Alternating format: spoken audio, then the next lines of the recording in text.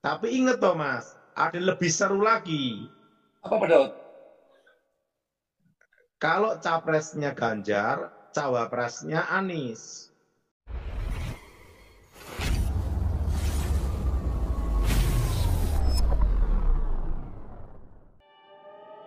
Shalom sahabat khotbah populer.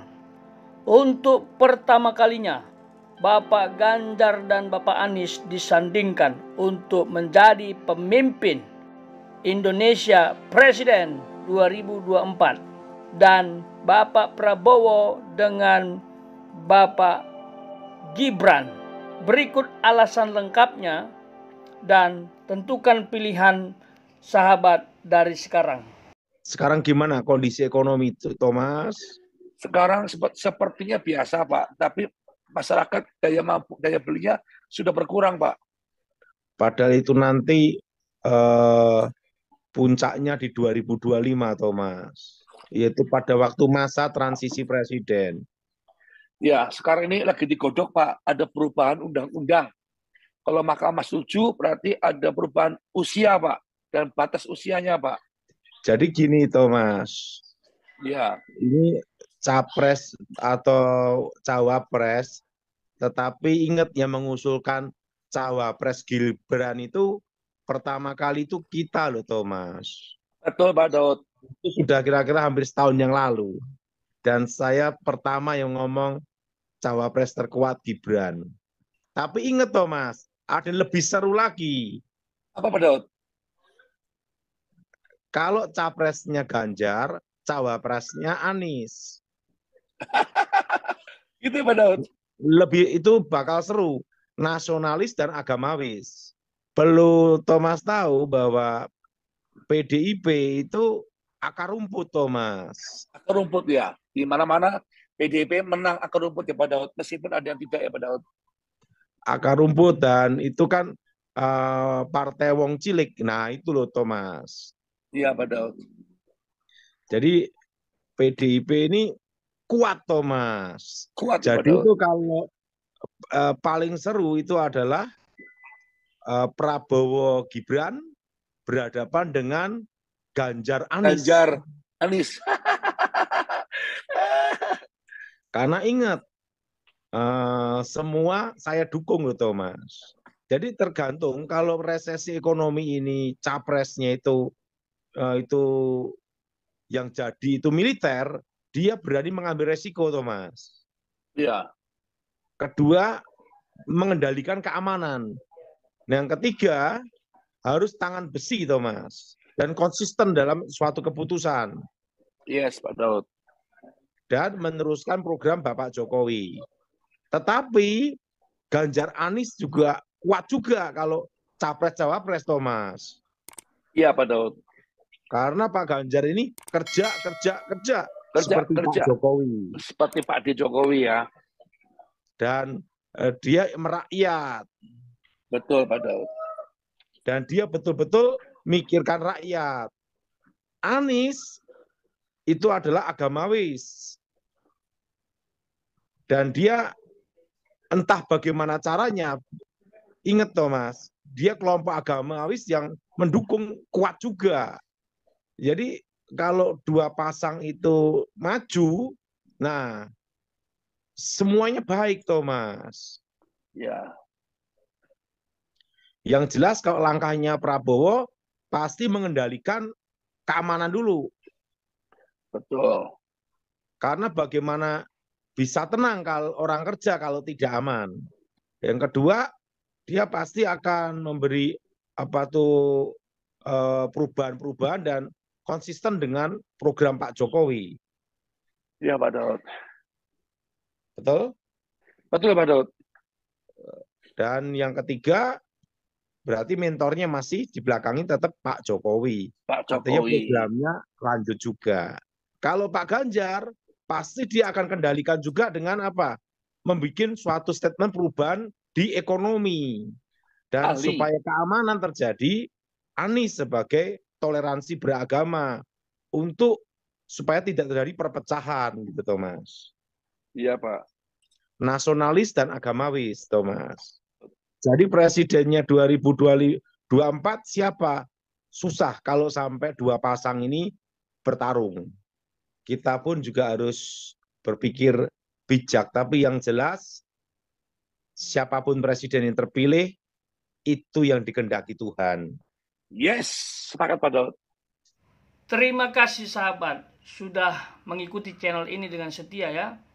Bagi sahabat yang baru saja menemukan channel ini, sudi kiranya mensupport dengan cara subscribe, like, and share. Barangkali bisa memberkati teman-teman kita yang lain. Bagaimana setelah mendengarkan pernyataan hambanya, Evangelis Daud Tony atau pandangan beliau? Kira-kira memungkinkan nggak Bapak Ganjar dengan Bapak Anies dan Bapak Prabowo dengan Bapak Gibran untuk maju di pemilu 2024 sebagai capres dan cawapres? Isi di kolom komentar ya pendapat sahabat. Kira-kira kalau keduanya betul-betul terjadi, siapa yang sahabat pilih? Apakah Pak Ganjar dengan Pak Anies atau Pak Prabowo dengan Pak Gibran? Silahkan isi di kolom komentar sekali lagi. Kalau saya sih agak pesimis ya.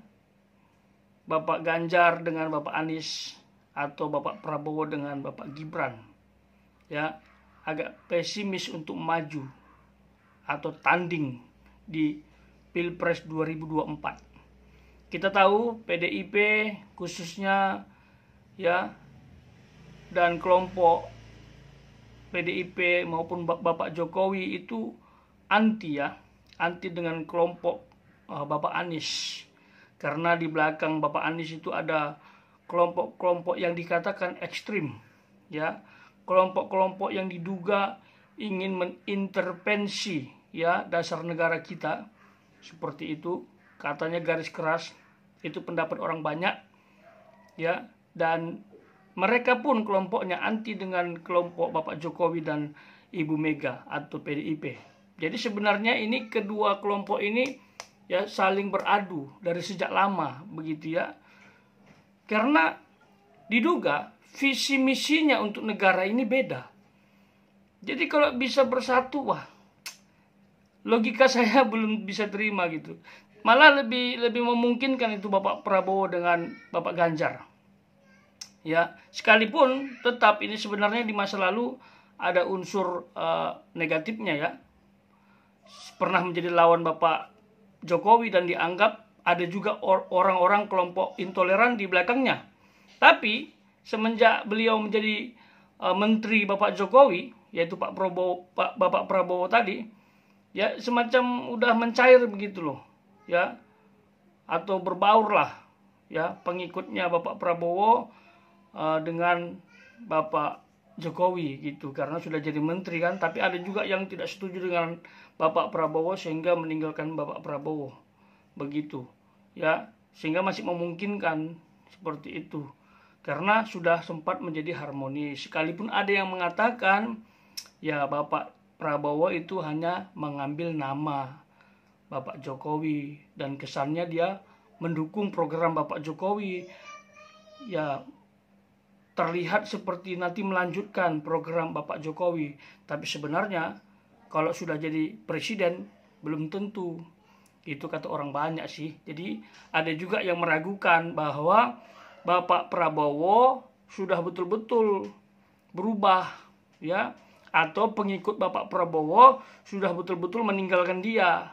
Takutnya waktu dia mencalonkan lagi, ini kembali lagi itu kaum-kaum yang dianggap intoleran di masa lalu. Ya, seperti itu. Dan orang mengatakan Bapak Prabowo ini semacam bermuka dua begitu. Ya, mudah terhasut gitu loh.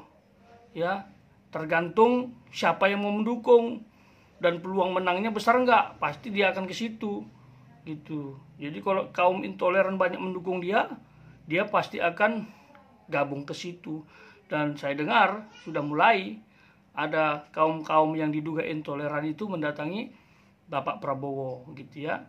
Malah lebih bagus lagi ya, ini menurut saya lebih bagus lagi kalau Bapak Ganjar presidennya, wakilnya Bapak Prabowo. Nah itu, tapi informasi sudah beredar bahwa itu sudah pernah ditawarkan, tapi Bapak Prabowo nggak legowo jadi wakil. Itu ya, dia berharap duet dengan Pak Ganjar wakil, Pak Prabowo presiden, begitu. Dengan catatan dia akan tetap mendukung program Bapak Jokowi.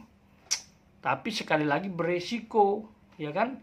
Track recordnya belum terlihat dengan baik, ya, masih terlihat memakai topeng gitu loh, bermuka dua, seolah-olah mendukung tapi kita nggak tahu nantinya gitu.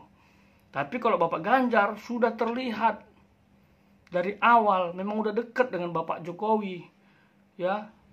Jadi bukan karena mau pemilu aja dia dekat, tapi dari dulu sudah dekat gitu. Prediksi untuk betul-betul mengikuti atau menjalankan program Bapak Jokowi itu Bapak Ganjar yang lebih ini, yang bisa dipercaya begitu ya. Tapi kembali lagi seperti Bapak Daud katakan, presiden yang menang itu adalah dari Tuhan, dan Tuhan yang menentukan sejatinya siapa yang layak memimpin Indonesia. Tentu kita hanya bisa berdoa dan memilih berdasarkan hati nurani. Jangan berdasarkan individu yang memaksa, merayu, apalagi kelompok yang kasih uang dan lain sebagainya. Pilihlah pemimpin berdasarkan hati nurani yang sudah sahabat pertimbangkan, yang layak memajukan Indonesia. Ya, come on, kita doakan kiranya Tuhan Yesus memberkati bangsa ini, memberkati pemimpin yang sedang berjalan, memberkati pemimpin yang akan terpilih di tahun 2024. Yang jelas Indonesia untuk kemuliaan nama Tuhan, Indonesia jaya. Tuhan Yesus memberkati.